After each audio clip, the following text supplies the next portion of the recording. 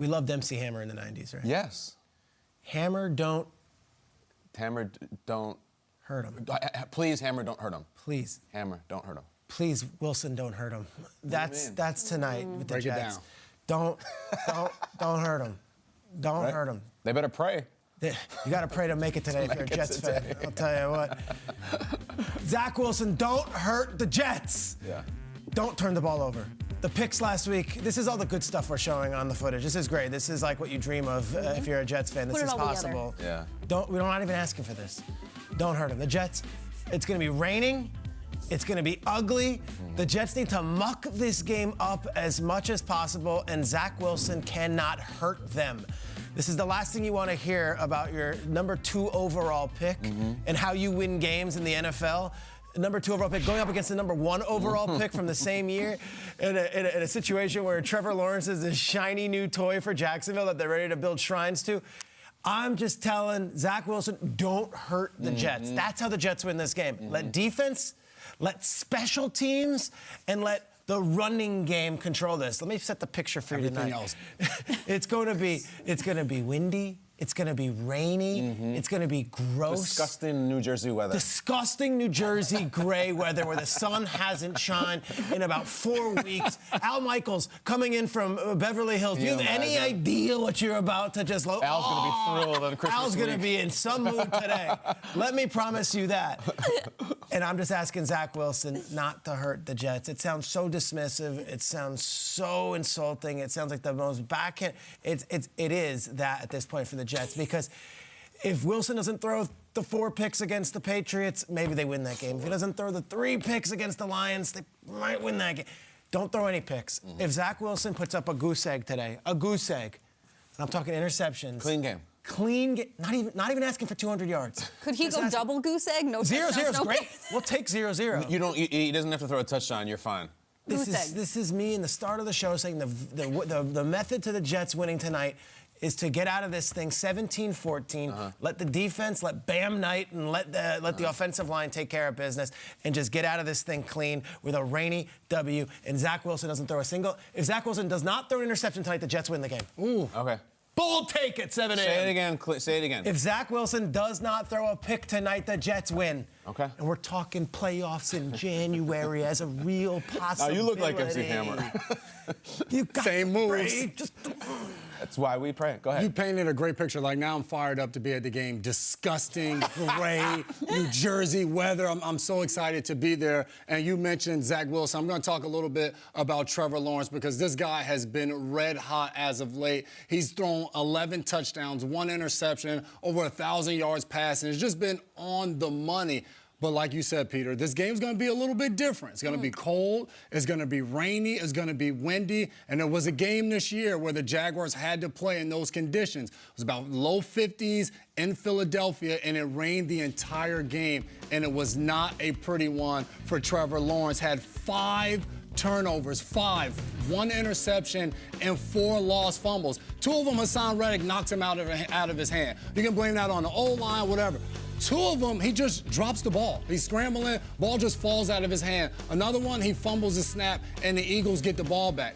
Jacksonville's not used to playing in these conditions. We've said it. Over the years, they haven't played in many meaningful football games late in the season. Believe me, I know, because I've gone against them in a lot of those late season games where all of us had our vacations booked for a few weeks later. But I think a lot of this game comes down to how they handle the football and how Trevor Lawrence holds on to it. Yes, he's been terrific, and I assume he's going to continue to go that way. But in order to do that, he can't turn the ball over in these conditions. And the last time he was out and he played in this type of weather, it was not pretty. So can they come in there tonight? Can he take care of the football? Can he still sling a few touchdown passes and lead this offense? That will determine the outcome of this game. You know what's kind of crazy to think about is all the heat that Tua Tagovailoa got over the last couple weeks about playing in chilly weather, and like, oh my God, what is he going to do? No one has talked about it. Exactly. Trevor Lawrence grew up in Georgia, went to college in South Carolina, playing in Jacksonville, yet no one seems to care that he is, because he's been winning. I also don't think anyone saw this coming from the Jaguars, where it wasn't even a national title. Like, Tua was like the lead read Yes, true.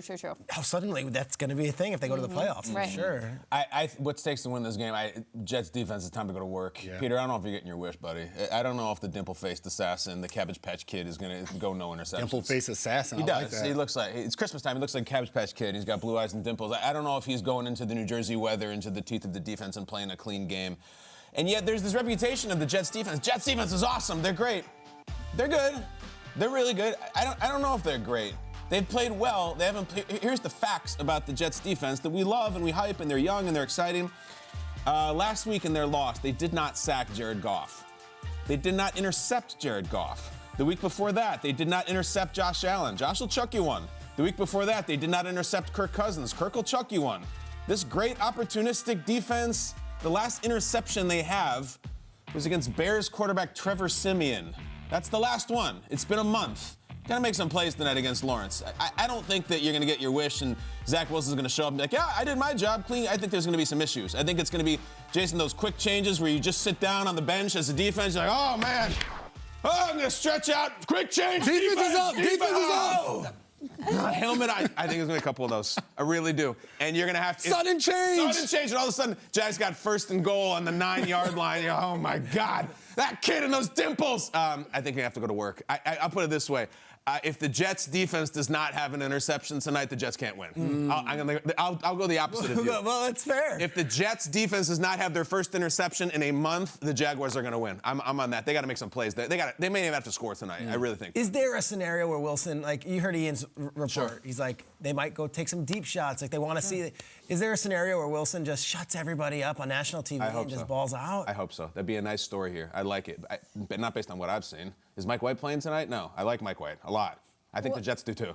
What's that terrible movie, the Christmas movie that you didn't like? Where do we start? Which one? Life, a good life. Oh, the best. Which one are you talking about, Jay? You got to The give me Good something. Life, the perfect life. Yes, that's what it is. It's a Wonderful Life. It's a wonderful life. Wonderful oh, life. Yeah, One of those lives. Yeah, Wonderful life. I don't see that coming. For Yeah. I see that. Yeah, Rough. for Zach A Wilson. miracle on Route 3. So I'm hearing right. A miracle on Route That's great. From Miracle on Route 3. Mr. Christmas movie himself. That's Here comes incredible. Takes. We're going to talk Christmas movies later on, again, shockingly. We're talking about things that haven't happened in a month for both of these teams. We're talking about the weather. All I'm hearing right now is just run the ball and get the hell out of town. And that is what the Jacksonville Jaguars need to do. However, the Jaguars just need to start running back the way running backs need to play. Get the ball in the backfield and take it across the line of scrimmage. Maybe a couple extra because they just haven't done that. Now, last week against the Cowboys, they started to click in a little bit better. They had 100-plus rushing yards in Week 15. Great. Prior to that, guys, the 4 games before that Cowboys game, they had a total 196 yards. 4 games, 196 yards. They haven't scored a rushing touchdown by a running back in 5 games. Yikes. And that's compared to the Saints. Now, they've been winning, so it doesn't seem that egregious, but I don't think that you can finish the last 3 weeks of the season. I don't think you can go on the road in some nasty weather with a quarterback that has been relying on the passing game so much and win a game. So if we're going to put out proclamations, I guess if the Jaguars are going to win, they got to score 2 rushing touchdowns. Okay. They got to get down within the red zone, and they got to punch that thing in from 2, 3, 5, whatever you want to do, but they got to be able to punch it in. And not a quarterback sneak. I'm talking to Travis Etienne rushing touchdown. Okay, I'm in.